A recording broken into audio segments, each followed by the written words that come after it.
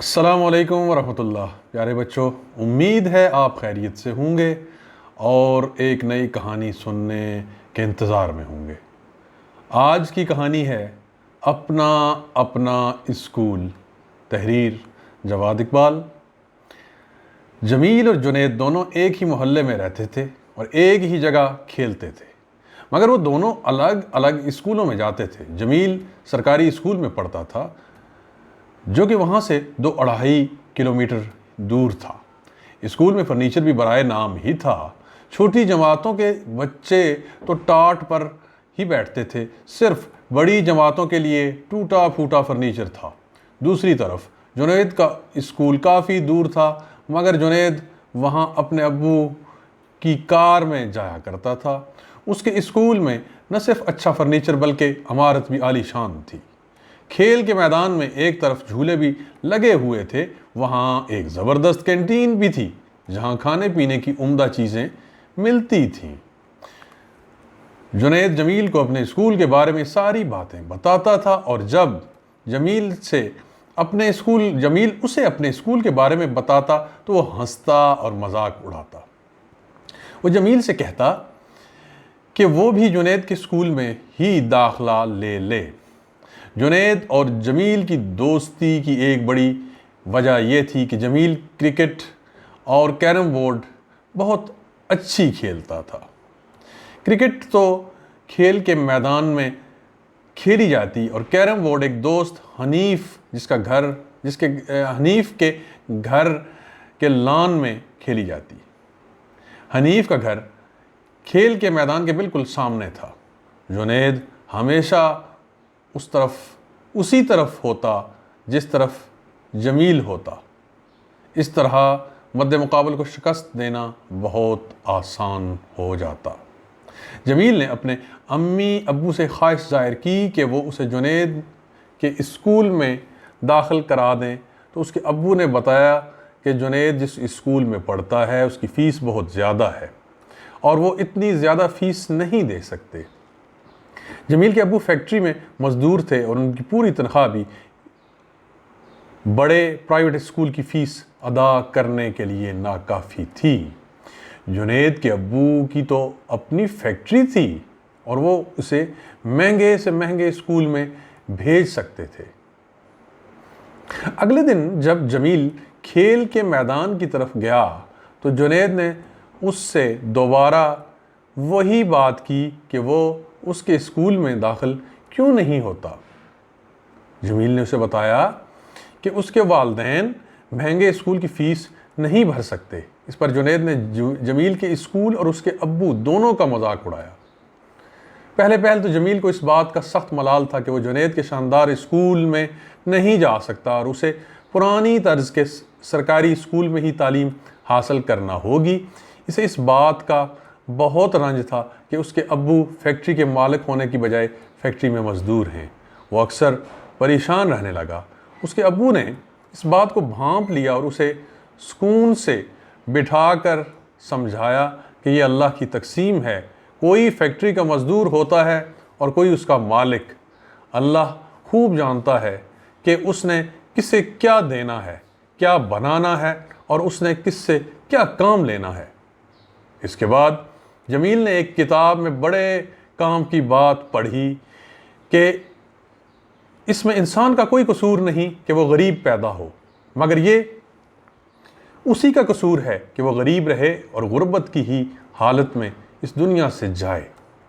جمیل کو ان باتوں سے بہت تسلی ہوئی، مگر اب جنید کے طرز عمل میں کچھ زیادہ ہی تیزی آ گئی تھی۔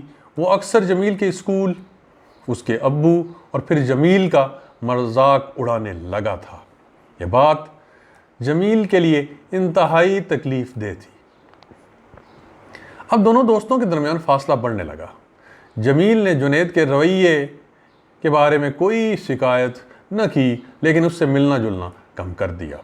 اس بات کو جنید نے محسوس کیا اور اس نے بھی فاصلہ مزید بڑھا دیا۔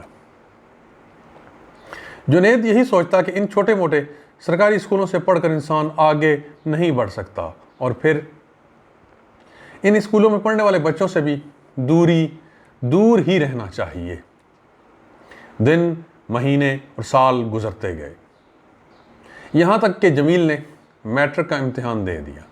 جب رزلٹ آیا تو جنید کے اسکول کی جانب سے FM ریڈیوز پر اشتہار چلائے جا رہے تھے کہ بورڈ میں سب سے زیادہ پوزیشنز کے ساتھ سر فہرست رہنے والا انہی کا اسکول ہے، مگر وہ پہلی پوزیشن کی بات نہیں کر رہے تھے۔ پہلی پوزیشن جمیل کے اسکول کی تھی اور یہ پوزیشن اسی نے حاصل کی تھی۔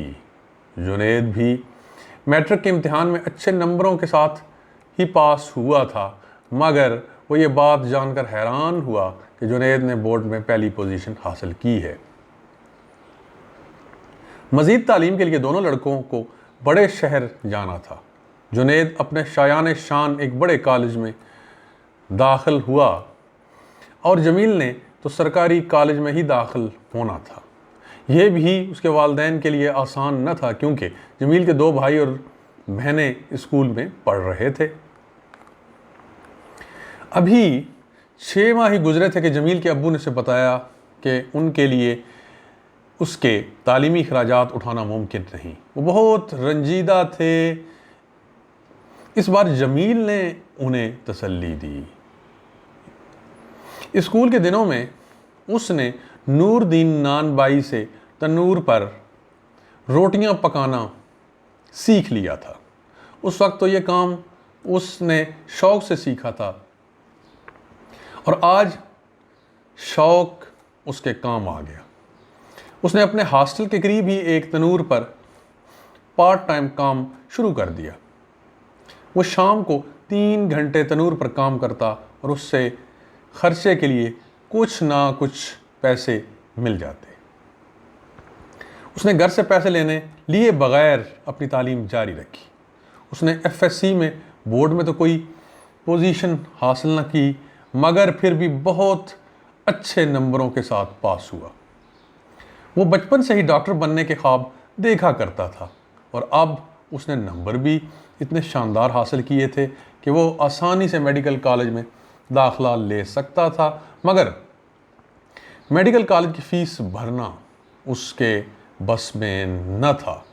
لیکن اس تمام عرصے میں جو بات اس نے سیکھی تھی وہ یہ تھی کہ ہر حال میں ہمت سے کام لیا جائے اور اپنی خواہشات اور توقعات پر قابو رکھا جائے تو کامیابی حاصل ہو سکتی ہے۔ اس نے تنور پر روٹیاں لگانے سے ہٹ کر ایک ریستوران میں بہرہ گیری شروع کر دی۔